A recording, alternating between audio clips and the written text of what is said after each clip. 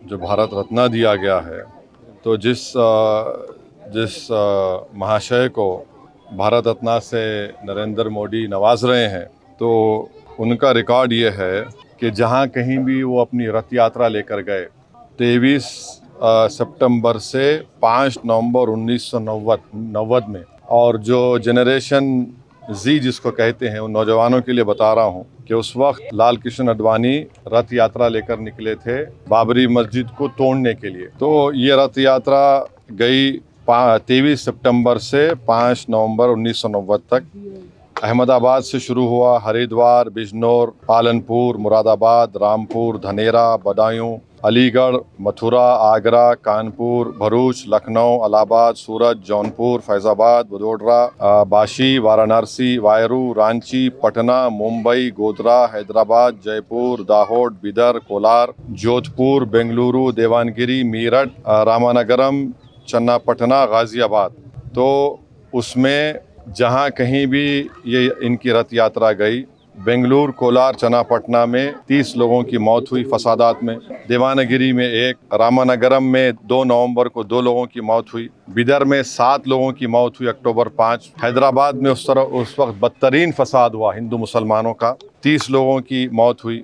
फिर भारूच में गुजरात में 1 शख्स की मौत हुई 2 नवंबर को। सोमनाथ में से शुरू किए थे ये। तो जहाँ जहाँ ये इनकी रथ यात्रा गई, मुजफ्फरनगर में 3 लोगों की मौत हुई, दिल्ली में झड़पें हुई, जयपुर में 47 लोगों की मौत हुई फसादात में अक्टूबर 27 1990 में, अलीगढ़ में 3, बिजनौर में तो 58 लोगों की मौत हुई, मीरठ में 7 लोगों की 3 नवंबर को मौत हुई। तो जहाँ कहीं भी लाल कृष्ण आडवाणी की रथ यात्रा गई, वहाँ पर इन तमाम मुकामात पर हिंदू मुसलमान फसाद हुआ, इंसानियत की मौत हुई। और अफसोस की बात यह है कि नरेंद्र मोदी की हुकूमत उनको इस मुल्क का सबसे बड़ा सिविलियन अवार्ड भारत रत्न से नवाज रहे हैं। इससे देश को क्या पैगाम दे रहे हैं?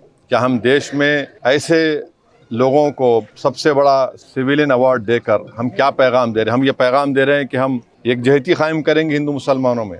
आप बताइए, नरेंद्र मोदी की हुकूमत क्या पैगाम दे रही है? और इससे बढ़कर लाल कृष्ण आडवाणी जब पाकिस्तान गए थे, तो मोहम्मद अली जिन्ना की खबर पर जाकर उन्होंने जिन्ना की तारीफ में कलेमात लिखे थे। और यही आरएसएस, बीजेपी, विश्व हिंदू परिषद, बजरंग दल आए दिन भारत के गयूर मुसलमानों को बोलते हैं पाकिस्तान चले जाओ, पाकिस्तान चले जाओ। अरे कम से कम तुम अवार्ड देने से पहले ये तो देख लेते कि ठीक है, इतने लोग मरे तुम भूल गए, इतने लोगों की मौतें हुई, बच्चे यतीम हुए, हमारी बहनें चाहे हिंदू हो मुसलमान हो बेवाह हो गई, कई घर उजड़ गए। जो शख्स पाकिस्तान जाकर मोहम्मद अली जिन्ना जो इस मुल्क की पार्टीशन का जिम्मेदार है, आप उसकी तारीफ में कलेमात लिखता है। नरेंद्र मोदी तो आडवाणी की किताब को कौन सी किताब लिखी गई थी जब जिन्ना के ऊपर, जसवंत सिंह साहब लिखे थे, उस किताब को बैन लगा दिया था क्योंकि वो उसमें जिक्र था। आप ऐसे आदमी को अवार्ड दे रहे हैं जो जिन्ना की तारीफ किया। तो इससे आपका ये सो कॉल्ड नेशनलिज्म दिखता है। हम जो अवार्ड दिया गया है, हम समझते हैं कि ये हमारे अवार्ड की तौहीन है। इससे पहले बहुत बड़े बड़े लोगों को